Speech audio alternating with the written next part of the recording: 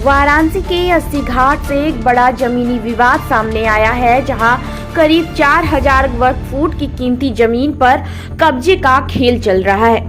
इस जमीन को 2021 में मालिक ने देखरेख के लिए रितेश राय नाम के व्यक्ति को सौंपा था, लेकिन किराएदार ने वहां अवैध रूप से ठेठ बनारसी नाम से रेस्टोरेंट खोल लिया। शुरू में किराया भेजा जाता रहा, लेकिन पिछले 4-5 महीने से एक भी पैसा नहीं दिया गया। जमीन खाली कराने की कोशिश पर गाली गलौज और मारपीट की धमकी दी गई। इतना ही नहीं, बल्कि फर्जी किराएदारी विलेख तैयार कर सरकारी विभागों को भी गुमराह किया गया। इसी जालसाजी से जीएसटी और फूड लाइसेंस हासिल कर लिया गया। विलेख पर नकली हस्ताक्षर और फर्जी दस्तावेज का इस्तेमाल हुआ। बिजली विभाग ने भी बिना अनुमति पुराने कनेक्शन को काटकर नया कनेक्शन दे दिया। जमीन मालिक ने वाणिज्य कर, खाद्य रसद और बिजली विभाग सभी को लिखित शिकायत दी, लेकिन आज तक ठोस कार्यवाही नहीं की गई। अब किराएदार मकान खाली करने के एवज में 60 लाख रुपए की रंगदारी मांग रहा है। उसने मकान मालिक को धमकी दी कि पैसा न देने पर SC/ST एक्ट और गंभीर मुकदमों में फंसा दिया जाएगा। पुलिस जांच का आश्वासन दे रही है, लेकिन पीड़ित परिवार अब भी न्याय की राह देख रहा है। घाट पर है, मतलब 4000 स्क्वायर फीट जमीन मेरी है, जिसको रितेश राय को मैंने दे दिया था देखरेख करने के लिए। उन्होंने अब कब्जा कर लिया है और बीच में हम लोग किराया भी देते थे। उन्होंने ये कब उनको आपने दिया था? 2021 में दिया था मैंने। 2021 में। अब क्या कर रहा है वो? अब खाली खाली नहीं कर रहे हैं। अब रंगदारी 60 लाख रुपए मांग रहे हैं। नहीं तो ST मुकदमा लगा देंगे, डकैती लगा देंगे, इसे लगाने की धमकी दे रहे हैं। इसका कोई लिखा पढ़ी या डीड बना था? लिखा पढ़ी में एक ट्वीट किया था। अरे आपको उन्होंने कभी जो किराया दिया है जी, तो आपने कोई रिसीविंग दी है कि वो बैंक में ट्रांसफर किया? ऑनलाइन दिया हुआ है, पेटीएम से दिया हुआ, जीपे से दिया हुआ है। कितना किराया उस समय दे रहे हो? उस समय तो 40,000 दे रहे थे मंथली। जी हाँ। अभी किराया दे रहे हैं कि नहीं? 3-4 महीने में किराया दे रहे हैं।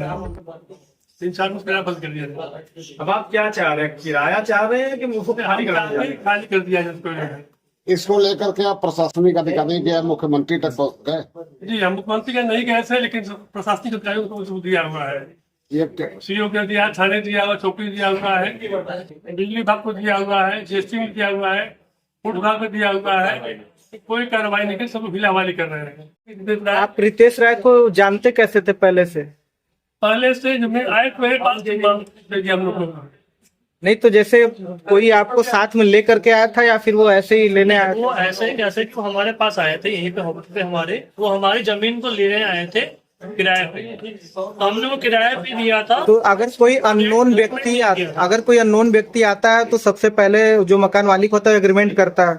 हाँ, तो लेकिन आपने बस ऐसे ही जान पहचान में दे दिया या फिर एग्रीमेंट करना जान में दे दिया था? जान पहचान अच्छा लगा जो है उनका भले आदमी है। मेरा नाम सुंदर पांडे है, मैं 80 घाट का निवासी हूँ। मेरी जमीन है 80 घाट पे ठेठ बनारसी रेस्टोरेंट के नाम से, जो कि लगभग 4000 स्क्वायर फीट है। और वहाँ पे रितेश वीरेंद्र राय नाम के व्यक्ति को हमने किराए पे दिया था, जो कि हमने म्यूचुअली दिया था। हमने उसका कहीं लिखा पढ़ी नहीं किया था, मुझे किराया भी देता था वो। तो इधर दिक्कत 3-4 महीने से किराया हमको नहीं दे रहा है वो। तो जब से खाली करने के लिए कहते हैं तो मुझे धमकी देता है और ऊपर से फिरौती मांगता है 60 लाख रुपया दो तो खाली करेंगे, अदरवाइज खाली नहीं करेंगे। वहाँ पे एक अजय कुमार नाम का व्यक्ति है, जो कि मुझे आज दिन धमकी देता रहता है कि खाली करेंगे तो उनको मुकदमा लगाएंगे ST का, अदरवाइज खाली हम नहीं करने वाले हैं। उनको जो करना है करो। तो आप क्या चाह रहे हैं? हम चाहते हैं कि भाई जमीन हमारी है, हम उसके मालिक हैं, मेरे पास पूरा पेपर है, हमारी जमीन हमको मिल जाए। इसलिए हमने प्रेस वार्ता भी किया है और इसके समक्ष जो भी डॉक्यूमेंट की रिक्वायरमेंट होगी हम आप लोग को दिखाएंगे, और जहाँ जहाँ रिक्वायरमेंट के वहाँ दिखाएंगे। रितेश राय ने कोई फर्जी डॉक्यूमेंट भी बनवाया? जी बिल्कुल, रितेश राय ने 2 अलग अलग डॉक्यूमेंट बनाए हैं, इनफैक्ट 3 बनाए हैं डॉक्यूमेंट फर्जी, जो कि मेरे बाबूजी हैं श्री कमला प्रसाद पांडे जी, पर उनको यहाँ पे दिखाया गया कि फीमेल है, क्योंकि वो मेल है। एक तो डॉक्यूमेंट ये है, और जमीन के वो मालिक भी मेरे हमारे बाबा जी हैं, दादाजी हैं हमारे, वो हैं। बाकी उन्होंने जो मेरी बड़ी मम्मी है उनके नाम से डॉक्यूमेंट बनाया हुआ है। ओरिजिनल पेपर है, ये फोटोकॉपी है, ओरिजिनल मेरे पास में है। 3 माता जी हैं हमारी, बड़ी मिसमें मेरी माता जी हैं पुष्पा पांडे, मीरा पांडे मेरी चाची हैं, वाशिंगटन पांडे जी मेरी बड़ी मम्मी है। इनके नाम से जमीन है और ये मालिक है। और मेरा पीला कार्ड भी मेरे पास में है, ये है उसका पीला कागज है, और इतने सब मेरे पास में है, तो मैं थोड़ा अभी दिखा रहा हूँ आप लोग को। और उसने फर्जी तरीके से जो भी डॉक्यूमेंट बता रहे हैं कि उसने एग्रीमेंट किया है, क्या किया है, वो भी मैं दिखा देता हूँ। एक बार मैंने उनको अंडरटेकिंग भी करके दिया था कि वहाँ पे वो किसी को काम नहीं करेंगे, बिना मेरे पूछे जानकारी में किसी तरह का कार्य नहीं करेंगे। पूछ रहे थे वो अंडरटेकिंग पेपर मेरे पास में है। इस एग्रीमेंट के भी विरुद्ध जाकर उन्होंने दूसरे आदमी को मदन पांडे हमारा नाम हुआ और हम पेशे अधिवक्ता हैं, बंगलादेश कचहरी प्रैक्टिस करते हैं। किस तरह की समस्या है?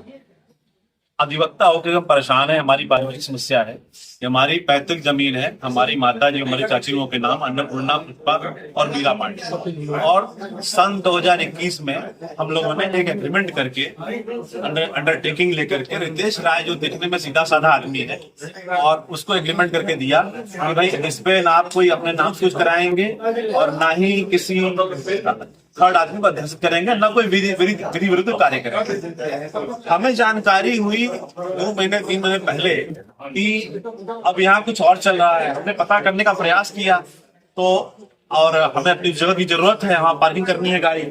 हम गए वहाँ, जानकारी हुई तो उसने कहा आपकी जमीन है ही नहीं, इस पर सब कनेक्शन हमने अपना ले लिया है। भाई कैसे ले लिया, हमें जानकारी नहीं। मेरे माता जी अन्नपूर्णा पांडे के नाम का कनेक्शन कट गया और रितेश राय ने अपने नाम ले लिया। कैसे लिया, क्या डॉक्यूमेंट लगाया, तो पता है हर जगह उसने ये अलग अलग साइन करके डॉक्यूमेंट्स लगाए। जिस बाबत अधिवक्ताओं के मंडल को लेकर के अध्यक्ष महामंत्री इत्यादि को लेकर मोहित अग्रवाल से मिले, आज तक कोई कार्रवाई नहीं। सीधा कूट रचित दस्तावेज करके फ्रॉड किया गया हमारे साथ है, कार्रवाई नहीं हो रही।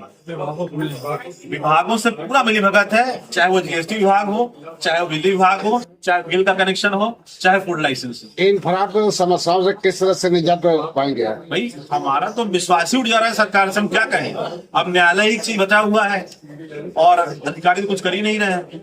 न्यायालय में भी गए थे कि नहीं? नहीं, न्यायालय इसलिए नहीं गए क्योंकि पहले आपके माध्यम से इसे सामने चले आवे, लोग जाने तो हमारे साथ क्या समस्या है। अब अगला कदम क्या होगा? अब अगला कदम अधिकारियों से मिलकर इस बाबत जो है हमारा दबाव डाल के तक